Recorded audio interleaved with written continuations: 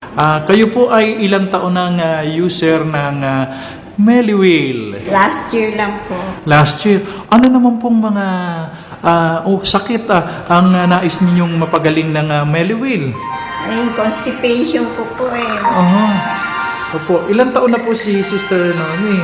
64 na po. 64. Taga saan pa po? Saga Malinta, Valenzuela po. Ayan. So, doon po sa 1 year na paggamit po ninyo ng Meliwheel, kumusta naman po ang naging epekto sa inyo nito? Maganda po. Kasi na-vision ko po may dalawang bukol do sa anus ko na Opo. bumabara. Kaya pala ako nahirapan. Nung minom ako niya, na-vision ko na may dalawa siya. Mhm. Tapos yung maluwag na siyang makakapag eject. Aha.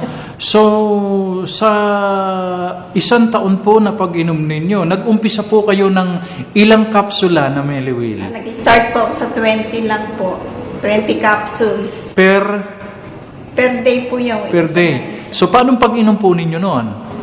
Pa-isa-isa lang po. Isa-isa? Kasi under observation po, Opo. ino-obserbahan ko kung effective siya. Aha. Ayun, nung malaman kong effective siya, binigyan ako ni Sister Mayet ng 1 box. Kumusta na po kayo ngayon, 2013? Ay, so hinahanap ko po yung pag-inom. Tumigil po ako ng pag-inom kasi may lumabas na kulay na dot na red.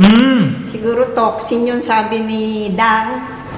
Eh, ngayon, talagang gusto ko pa siyang gumamit ng Meliwheel. Hinahanap-hanap po ninyo.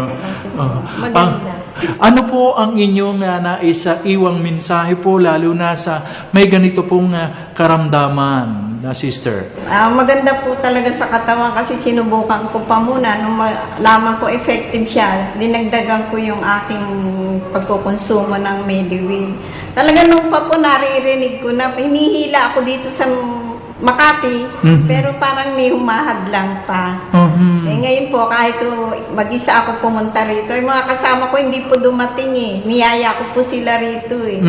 Hindi po dumating dahil sa bagyo. Ayan, umulat, bumagyo, Tuloy po. tuloy. At nandito nga po si Sister Noemi sa mismong tanggapan ng Meliwheel.